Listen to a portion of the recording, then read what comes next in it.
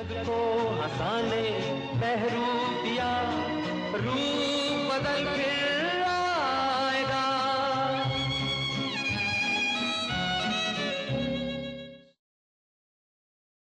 नमस्कार, स्वागत है आपका हमारी खास पेशकश में।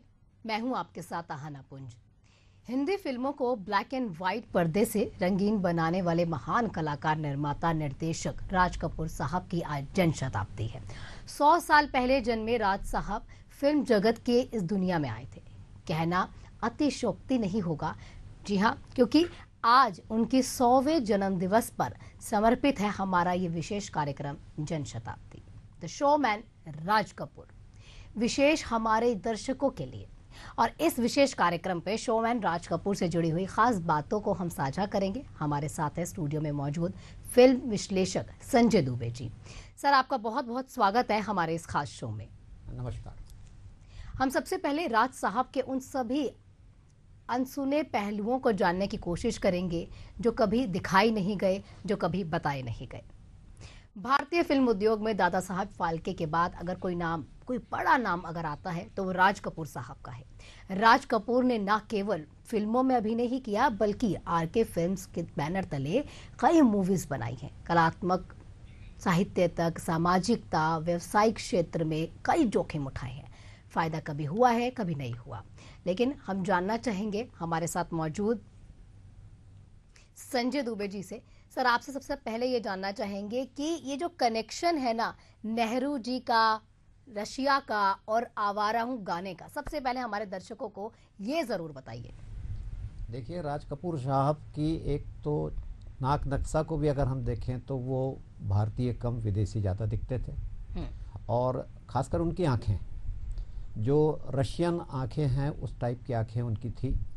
और जब उन्होंने आवारा बनाई तो आवारा फिल्म जब रशिया में लगी तो ये गाना वहाँ भी बहुत विख्यात हुआ, आवारा हूँ या गर्दिश में हूँ आसमान का तारा हूँ। और जब रशियन लोगों ने इसे अपनी भाषा में ट्रांसलेट करके सुना तो उन्हें बड़ा अपनापन लगा, और ये गाना इतना विख्यात हुआ कि एक बार जब नेहरू जी गए तो वहाँ पे राज कपूर की मांग इतनी हुई कि नेहरू जी वापस आकर के भारत में ये बताया कि रशिया में दो ही व्यक्ति बहुत प्रसिद्ध हैं, पहला मैं हूँ और दूसरा राज कपूर। और आज भी आप अगर देखेंगे तो विदेशों में आवारा हूँ या गर्दिश में हूँ आसमान का तारा हूँ आपको गाते दिखेंगे। संजय जी, एक सबसे पहले ना उनके सफर की भी एक बारी बात कर लेते हैं इसके बाद, क्योंकि बहुत छोटी उम्र में वो डायरेक्शन में उतर आए और कैसे उन्होंने एक मूवी बनाई और उसको फ्लॉप भी हो जाती है, लेकिन उसके बाद जो है उन्होंने हार नहीं मानी। इस पर भी एक नजर डाल लेते हैं। देखिए, राज कपूर साहब नीलकमल फिल्म में हीरो बन के आए थे, और इस फिल्म के डायरेक्टर थे केदार शर्मा। एक घटना आपको मैं बताना चाहूँगा कि पृथ्वी थिएटर्स के जो मालिक थे और राज कपूर के पिताजी थे पृथ्वीराज कपूर, वो जानते थे कि थिएटर की ज़िंदगी कठिन है क्योंकि घुमंतू जीवन रहता है। वे राज कपूर के बारे में जानते थे कि ये पढ़ेगा लिखेगा नहीं, तो इसको स्थायित्व देने के लिए उन्होंने अपने मित्र केदार शर्मा के पास भेज दिया। और सबसे छोटा काम राज कपूर को मिला था क्लैप बॉय का, लेकिन राज कपूर ये काम छोड़ करके दिन भर आईना देखते थे। केदार शर्मा नाराज हुए और उन्होंने एक झापड़ राज कपूर को लगा दिया और राज कपूर चले गए। केदार शर्मा को लगा कि ये घटना बड़ी दुखद हो गई और शायद राज कपूर नहीं आएंगे, लेकिन नेक्स्ट डे राज कपूर थे। फिर उन्होंने पूछा कि ये क्या कारण था, तुम दिन भर आईना देखते हो? तो बोले, मैं नायक बनना चाहता हूँ। और अपने एक झापड़ का जो रीपेमेंट है वो केदार शर्मा ने किया और उन्हें नीलकमल फिल्म में नायक बनाकर लाए। केदार शर्मा के साथ रहते रहते राज कपूर समझ चुके थे कि उनका काम केवल नायक बनना नहीं है, वे खतरों के खिलाड़ी थे। इसलिए उन्होंने एक साल बाद 27 साल की उम्र में डायरेक्शन और प्रोडक्शन और एक्शन तीनों को उन्होंने एक्सेप्ट किया और सबसे पहले फिल्म उन्होंने आग बनाई। लेकिन आग मूवी उन्होंने बनाई, उसके बाद ऐसा कहा भी जाने लगा ना कि आग तो जली नहीं, बरसात में सब डूबेंगे। इसका भी थोड़ा सा बताएं। जी, आग फिल्म वैसी नहीं चली जैसे राज कपूर को उम्मीद थी, और जितने भी निर्माता निर्देशक थे वो लोग खुश थे इस बात से कि एक 27 साल का लड़का असफल हो गया। वो चाहते थे कि इस कम उम्र में कोई सफलता कैसे हासिल कर सकता है, जबकि उनकी उम्र 40-45 की हो सकती है। और सफलता के लिए उन्हें इतना लंबा प्रतीक्षा करना पड़ा। तो राज कपूर ने इस बात की प्रतीक्षा किए बगैर कि वो असफल हो गए हैं, उन्होंने बरसात बनाई। और बरसात फिल्म की एक खूबी थी कि इस फिल्म में पूरा का पूरा जो स्टाफ था वो नया था। जैसे शंकर जयकिशन नए संगीतकार थे, हसरत जयपुरी और शैलेंद्र नए गीतकार थे, रामानंद सागर जो रामायण बनाए वो उस फिल्म के स्टोरी राइटर थे, और सबसे बड़ी बात उस फिल्म में नायिका भी नहीं थी, विम्मी। और इन चारों पांचों को लेकर जब राज कपूर ने बरसात बनाई तो बरसात डूबी नहीं, बल्कि सफलता की बरसात ऐसी हुई कि राज कपूर बड़े बड़े जो निर्माता निर्देशक थे उसमें शामिल हो गए। अच्छा, बरसात के बाद आवारा का नाम भी ऐसा नहीं है कि किसी की जुबान से आज तक हटा हो, क्योंकि आवारा हूँ जो गाना था वो देश विदेश में ऐसा प्रसिद्ध हुआ। जिस तरह से आपने अभी नेहरू जी का जिक्र भी किया है कि कैसे नेहरू जी वहां पर पहुंचे और आवारा हूँ गाना उन्होंने उनके लिए गाया गया, क्योंकि राज कपूर साहब आप बता रहे हैं कि सबसे ज्यादा उस समय पर मशहूर थे। नेहरू जी ने भी कहा था कि अगर मेरे बाद विदेशों में कोई मशहूर है तो राज कपूर साहब है। लेकिन वो जो आवारा हूँ मूवी में उन्होंने ये तमाम चीजें की है, जो म्यूजिक का उनको समझ थी, वो आवारा हूँ मूवी में जरूर देखने को मिली। आप आवारा में एक चीज अगर ध्यान देंगे तो आप जरूर पाएंगे कि राज कपूर जो है वो चार्ली चैपलिन के भारतीय संस्करण के रूप में दिखे थे।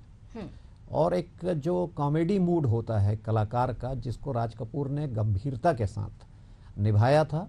और इस कारण भी लोगों ने जब देखा कि इतने अच्छे अभिनय में सहजता के साथ हास्य है, तो आवारा फिल्म जो है वो बड़े पैमाने पे आगे बढ़ी और सफलता हासिल की। आवारा हूं के बाद हम संगम को नहीं भूलेंगे, क्योंकि संगम में ऐसा कहा जाता है, क्योंकि बहुत सबको ये बात पता ही है कि नरगिस जी और राज कपूर साहब का नाम बहुत जुड़ा था उस समय पर। और ऐसा बोला जाता है कि उस समय पर एक डायरेक्टर ने नरगिस जी को एक लेटर दिया था। वो लेटर प्रपोजल लेटर आप कह सकते हैं था। नरगिस जी ने वो लेटर फाड़ दिया और वहां से राज कपूर साहब ने बहुत पूछा कि क्यों तुम एकदम अचंभित हो, क्यों ये लेटर फाड़ रही हो, क्या हुआ। लेकिन नरगिस जी ने उनके साथ साझा नहीं किया। और इस संगम मूवी में इसको किस तरह से दर्शाया गया? देखिए, राज कपूर साहब अपने निजी जिंदगी में होने वाले घटनाओं को फिल्मों में लाते थे, और ये उनकी खूबी थी कि जो उन्होंने देखा, सुना, अनुभव किया, उसे उन्होंने फिल्मों में लाया। आप बहुत छोटी सी घटना बताना चाहूँगा मैं आपको कि आप अगर आर.के. बैनर का मोनो देखेंगे तो एक हाथ में सितार लिया हुआ, गिटार लिया हुआ व्यक्ति खड़ा हुआ है और एक झुकी हुई सी महिला खड़ी हुई है। ये आवारा का ही बरसात का वो सीन था जिसमें नरगिस और राज कपूर का दृश्य था। और ऐसी ही छोटी छोटी घटनाओं को लेकर, जैसे वो खत वाली बात थी, वो भी उनके निजी जीवन का ही एक हिस्सा था जिसको उन्होंने फिल्मों में लाया। और ये मेरा प्रेम पत्र पढ़कर तुम नाराज न होना, ये गाने में उसे फिल्माया गया।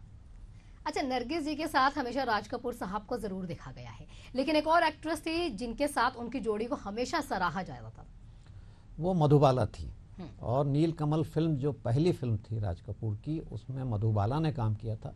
और राज कपूर ने जितनी भी फिल्मों में किया तो उसमें 1951 से 1957 तक जितने भी फिल्में बनी उसमें नरगिस ही नायिका थी। लेकिन अगर हम उसके पहले की फिल्मों को देखेंगे तो उसमें मधुबाला नायिका थी, जिन्हें भारत की सबसे सुंदर और मोहक अभिनेत्री कहा जाता है। अब हमने आग, बरसात, संगम इसकी बात तो की। ये ऐसे मूवीज हैं जिसका नाम कभी भी भूलेगा नहीं ये समाज, या ये जनता कभी नहीं भूलेगी, ये देश कभी नहीं भूलेगा, पूरा वर्ल्ड कभी नहीं भूलेगा। लेकिन एक ऐसी मूवी है जो फ्लॉप तो हो गई, लेकिन फिर भी आज भी उसका नाम लिया जाता है, वो है मेरा नाम जोकर। उससे जुड़ी कुछ घटनाएं जो राज कपूर साहब की जो पर्सनल लाइफ है, कैसे उसको इतना उतार चढ़ाव उस मूवी के कारण उनके जीवन में उन्हें देखने को मिला, वो जरूर बताएं। देखिए, राज कपूर साहब की एक तो जो खूबी थी वो चरित्र खोजते थे। चरित्र में उन्होंने जब कभी सर्कस उन्होंने देखा होगा बालपन में, तो उनके दिमाग में एक बात थी कि जोकर जो सारी दुनिया को हंसाता है, क्या उसे दुख नहीं होता, क्या वह नहीं रोता। और ये एक जीवन का बहुत बड़ा दर्शन है। इसे मानिए कि हम लोग भी मान के चलते हैं कि सुख और दुख जीवन के दो पहलू हैं, सुख होगा तो दुख भी होगा। लेकिन जोकर को दुख नहीं होता, ये हम सब जानते थे कि वो हमेशा हंसाने वाला होता है। और इसी दर्शन को लेकर उन्होंने फिल्म मेरा नाम जोकर बनाया था। और मेरा नाम जोकर बनाते बनाते 6 साल का लंबा समय बीत गया था, जबकि फिल्में उस समय 1 साल 1.5 साल में पूरी हो जाती थी। और इस फिल्म में व्यावसायिक रूप से बहुत बड़ा जोखिम राज कपूर साहब ने उठाया था। फिल्म भी बहुत लंबी हो गई, 4 घंटे 9 मिनट की फिल्म थी। 2 इंटरवल थे। अब भारत में पहली और आखिरी फिल्म है जिसके 2 इंटरवल्स हुए हैं। लेकिन बाद में जब पता चला कि इस फिल्म में सर्कस का हिस्सा इतना ज़्यादा है कि लोगों को लगा कि ये तो हम लाइव देखते हैं, इसको थिएटर पे क्यों देखें, तो ये फिल्म असफल होने लगी। लोगों ने उस दर्शन को नहीं समझा, लोगों ने उस फिल्म की लंबाई को देखी और इस कारण ये फिल्म असफल हुई। और इसका बहुत बड़ा खामियाना राज कपूर को भुगतना पड़ा कि वो कर्ज से डूब चुके थे। अच्छा, बताया तो ये भी जाता है कि इतना कर्ज हो चुका था कि उन्हें अपना घर भी बेचना पड़ा था। बिल्कुल सही बात है। और जब उन्होंने अगली फिल्म बनाने की सोची तो उन्होंने अपने पत्नी के सारे जेवर गिरवी रखे थे और वो फिल्म थी बॉबी। लेकिन सर, जिस तरह से आपने संजय जी ये वाली बात बताई है कि महज एक समय ही कहीं ना कहीं मुश्किल थी इसकी, कि बहुत लंबा समय था, थिएटर में लोग जाना पसंद नहीं करते थे, लंबे समय को 2 इंटरवल्स थे। ये भी कहा जाता है कि इस मूवी में, क्योंकि अमूमन देखा जाता है कि राज कपूर साहब की सारी मूवीज में जो न्यूडिटी है वो थोड़ी बहुत वहां दिखाई जरूर जाती है। देखिए, मसाला फिल्में हैं और पुरुष दर्शक क्या चाहता है ये हर कलाकार के साथ साथ हर निर्माता निर्देशक जानते हैं। और ये हमारे फिल्म जीवन का अनिवार्य हिस्सा मान लीजिए कि न्यूडिटी कम या ज़्यादा मात्रा में रहती ही है। राज कपूर साहब ने एक उनकी किताब उनके रिश्तेदार ने लिखा हुआ है जिसमें उन्होंने स्वीकार किया है कि नारी का सौंदर्य जो है वो अलग होता है और उसमें किसी को बुरा नहीं मानना चाहिए, क्योंकि खुद उन्होंने अपनी माँ का ही उदाहरण देते हुए ये बताया था कि उन्हें अपनी माँ भी अच्छी लगी थी इस रूप में, और इसी रूप को उन्होंने हर फिल्मों में अलग अलग नायिकाओं पे प्रयोग किया और दिखाया भी। और ये कहा जा सकता है कि न्यूडिटी की कलात्मकता को राज कपूर ज़्यादा बेहतर समझते थे जो वो दिखाए, लेकिन समाज वैसा नहीं था जो उसे स्वीकार करता। ऐसा तो कहा ही जाता है कि बेशक देश में ये मूवी ना चली, यानी मेरा नाम जोकर देश में नहीं चली, लेकिन रशिया ने उसका फायदा जरूर उठाया। इसका कारण था, देखिए, कि रशिया का ही जो सर्कस का स्टाफ था वो पूरा साथ में आया था। वो सर्कस ही रशियन सर्कस थी और उसमें एक नायिका जो थी, मैं नाम नहीं बता पाऊंगा, उस नायिका की खूबसूरती इतनी अधिक थी कि जब रशिया में वो फिल्म लगी तो हमारे राज साहब भी लगभग रशियन ही दिखे। और चूँकि वो लोग उस दर्शन को समझते थे, क्योंकि विकसित देशों में बहुत सारी चीज़ों को अलग नज़रिए से देखा जाता है, तो ये चीज़ वहाँ देखी भी गई और 1600 करोड़ रुपए आज के समय के हिसाब से उस फिल्म ने वहाँ कमाया था। लेकिन दुख की बात ये थी कि राज कपूर साहब उसका राइट्स बेच चुके थे, इसलिए वो लाभ उनके हिस्से में नहीं आया। कहा तो ये भी जाता है कि रशिया में, क्योंकि ये लंबी मूवी यहाँ पर थी, 4 घंटे से ज्यादा की मूवी थी, 2 इंटरवल्स भी थी, कहा यह भी जाता है कि जब रशिया ने इस मूवी को टेलीकास्ट किया था या थिएटर्स में उतारा था तो उन्होंने 3 भाग इस मूवी के कर दिए थे ताकि लोगों को भी परेशानी ना हो, थोड़े समय में सब कुछ हो जाए। और हमारे देश में ये जो मूवी, क्योंकि इसमें न्यूडिटी भी दिखाई गई थी, तो फैमिली मूवी इसको नहीं माना जाता था और लोग ये नहीं चाहते थे कि अपने परिवार को थिएटर में ले जाके इस तरह की मूवी दिखाई जाए। बिल्कुल आप सही बोल रहे हैं। इस तरीके की फिल्में या फिल्मों में दृश्य माता पिता को अपने बच्चों के लिए स्वीकार नहीं था। तब के समय में फिल्में लोग सपरिवार देखना पसंद करते थे और पारिवारिक फिल्में बना करती थी, और ये फिल्में उस हद से बाहर थी, इसलिए इसका नुकसान जो है राज कपूर साहब को उठाना पड़ा। लेकिन इसके बाद उन्होंने एक और मूवी बनाई थी, वो थी बॉबी। तो क्या जो लॉस उनको हुआ था, जो घर उनका बिका, आपने भी बताया कि अपनी धर्मपत्नी के उन्हें जेवर जो है गिरवी रखने पड़े या बेचने पड़े, और उसके बाद उन्होंने वो बॉबी मूवी बनाई, क्योंकि उस समय पर जितना भी प्यार था ना वो मैच्योर लोगों के बीच दिखाया जाता था, 30s वाले लोगों के बीच दिखाया जाता था। लेकिन ये टीन एज लव, चाहे आप संगम की बात कर लीजिए, संगम में भी देखा गया मैच्योर लव स्टोरी थी और उसमें ये चीज दिखाई गई। वहीं बॉबी, इससे इतर अगर देखा जाए तो बॉबी में ये टीन एज लव लोगों को बहुत पसंद आया। आप बिल्कुल सही कह रही हैं। बॉबी के जो नायक और नायिका थे वो सही में टीनेज के थे। ऋषि कपूर थी और डिम्पल कापड़िया थी, और इसके पहले जितने भी कलाकार थे उनको देख करके शायद दर्शक भी हंसा करते थे कि 35 साल का आदमी किताब लेके कॉलेज में जा रहा है तो ये कितने साल से फेल हो रहा होगा करके। लेकिन राज कपूर ने उस ट्रेंड को बदला। मैं पहले भी बताया कि वो जोखिम मोल लेना चाहते थे और लेते भी थे। तो जब उन्होंने बॉबी फिल्म बनाई तो उन्होंने बिल्कुल नए कलाकार के रूप में, वही रिपीटेशन था बरसात पिक्चर का।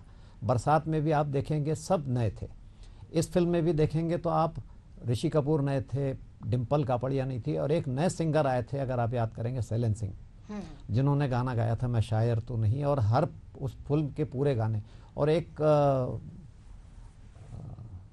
पंजाब के कव्वाल थे, मैं नाम भूल रहा हूँ उनका, अजीज नाजा थे शायद, बेशक मंदिर मस्जिद तोड़ो करके। हाँ। और ये दो कलाकारों ने, जो गायकों ने, वो समा बांधा कि ये आने वाले समय में बॉबी के कारण याद रखे जाते हैं। और बॉबी ने व्यावसायिकता का वो पैमाना बनाया जो राज कपूर के जितनी फिल्मों के नुकसान रहे होंगे सब पूरे हो गए। हाँ। और रायपुर में आपको मैं याद दिलाता हूँ, ये पहली फिल्म थी जिसके 6 शो हुए थे। सुबह 6 से 9 का भी एक शो था, और एक दिन पहले रायपुर के जयस्तंभ चौक पे लाइन लगी थी, तो हमें ये लगता था कि ये सेकंड शो की फिल्म की लाइन है, लेकिन ऐसा नहीं था, वो बॉबी की लाइन थी। वाह। अच्छा, इससे कहीं ना कहीं एक प्रेरणा ले सकते हैं, अगर आपके जीवन में आपने पहला कदम उठाया, वो खराब हो जाए, तो इसका मतलब ये नहीं है कि आप आगे कोई जोखिम ना लें, कोई रिस्क ना लें या चूक जाए। अच्छा, क्योंकि हम बात सर कर रहे थे संजय जी मेरा नाम जोकर की, ये हम उसमें नहीं, क्योंकि आपने बॉबी का जिक्र किया, उससे पहले मेरा नाम जोकर की बात करते, ये हम भी नहीं, हमें भी नहीं भूलना चाहिए कि बेशक उसने घाटा सहा हो, वो मूवी नहीं रही हो, आज भी लोगों के जुबान पे रही हो, जहन में रही हो, लेकिन अवार्ड्स उसको, मूवी को बहुत मिलते हैं, चाहे वो एक्टर के लिए हो या बेस्ट एक्ट्रेस के लिए हो या इससे इतर म्यूजिक के लिए, उसे अवार्ड्स बहुत मिले थे। ये बात सही है, क्योंकि राज कपूर साहब की फिल्मों में कहीं ना कहीं पे कलात्मकता तो थी ही। हाँ। चाहे संगीत रहे, चाहे एडिटिंग रहे, चाहे स्टोरी रहे, चाहे एक्शन रहे, चाहे एक्टिंग रहे, हर में राज कपूर की एक बारीक पकड़ थी, और यही कारण था कि उन्हें शोमैन कहा जाता था। लेकिन संजय जी, ये अगर आपने सब बॉबी के बारे में भी जिक्र किया, उनकी पर्सनल लाइफ की अगर बात करें तो नरगिस और उनकी पर्सनल लाइफ चाहे जो मर्जी रही, लेकिन प्रोफेशनली अगर देखा जाए तो आपने एक जिक्र किया जो उनका वहाँ आरके थिएटर का एक लोगो है, उसके बारे में थोड़ा आप डिस्क्राइब कर पाए, किस तरह से आया और कैसे वो कहा जाता है कि उसको उन्होंने हटवाया भी था। देखिए, राज कपूर साहब निश्चित रूप से एक व्यावसायिक व्यक्ति तो थे ही, लेकिन प्रेम भी उनमें बहुत भरा हुआ था। और आपने अगर उनकी हर फिल्म को देखा होगा तो उनका प्रेम बड़ा निश्चल हुआ करता था। नरगिस के साथ भी उनका प्रेम व्यावसायिक तो था ही, क्योंकि नायक नायिका हुआ करते थे, लेकिन एक व्यक्ति पुरुष और स्त्री के रूप में रहते हैं, साथ साथ रहते रहते में भी उनका एक भावनात्मक जुड़ाव नरगिस के साथ हो चुका था। इवन तो जब वो रशिया गए थे तो उन्होंने नरगिस को ये इंट्रोड्यूस किया था कि वो उनकी वाइफ है करके, लेकिन ऐसा नहीं था। और वो जब घटना घटी कि मदर इंडिया में सुनील दत्त ने नरगिस को बचाया, तो नरगिस इतना प्रभावित हुई कि उन्होंने राज कपूर को छोड़ करके सुनील दत्त से विवाह कर लिया। और उसी के बाद फिर आरके बैनर का जो मोनो था वो बना, और जिसको आज तक राज कपूर ने जिंदा रखा था। चाहे राज कपूर के बाद उनके बच्चे भी रहे, रणधीर कपूर ने भी जब फिल्म बनाई तो वो मोनो आज भी आरके बैनर का पर्याय बना हुआ है।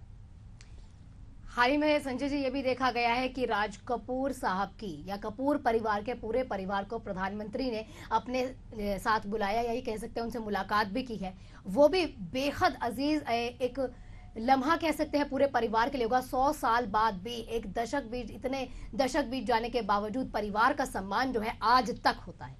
देखिए, मैं इस बात से सहमत हूँ आपके कि कपूर खानदान भारतीय फिल्म इंडस्ट्री का वो खानदान है जिसने फिल्मों को एक नया रूप दिया। आप थोड़ा सा पीछे चलेंगे तो डायरेक्शन में जब राज कपूर बाद में फिर से आए, जब उन्होंने सत्यम शिवम सुंदरम बनाई, प्रेम रोग बनाया और हीना बनाई, राम तेरी गंगा मैली बनाते बनाते वो शायद नहीं रह पाए और राम तेरी गंगा मैली बनाई, और उसके बाद जब वो हीना बना रहे थे तो हीना पूरी नहीं हो पाई और बीच में ही उनका निधन हो गया। बाद में उनके बच्चों ने इस फिल्म को पूरा किया। लेकिन आप इन सभी फिल्मों में देखेंगे तो वो बहुत गंभीर मुद्दे को लेकर के फिल्मों का निर्माण करते थे। सत्यम शिवम सुंदरम की बात करूं मैं तो ये फिल्म आप अगर देखेंगे तो एक ऐसी अभिनेत्री थी जिसका चेहरा जला हुआ था, लेकिन आवाज़ बहुत सुंदर थी।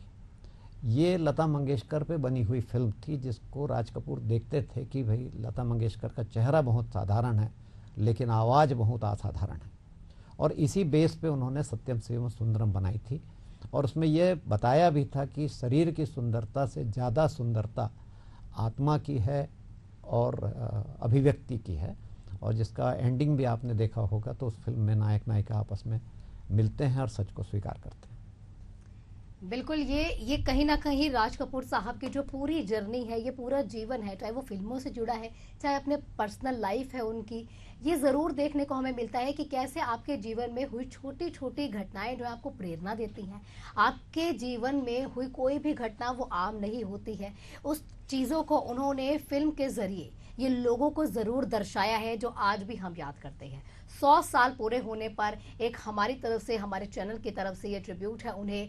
और बहुत बहुत शुक्रिया संजय जी आपका हमारे साथ जुड़ने के लिए, और ये तमाम छोटी छोटी जानकारियां जो हैं राज कपूर साहब के जीवन से जुड़ी हमारे साथ साझा करने के लिए। और इसी के साथ Jan Shatabdi the show man Raj Kapoor हमारी खास पेशकश में फिलहाल इतना ही। जग को हंसाने बहरूपिया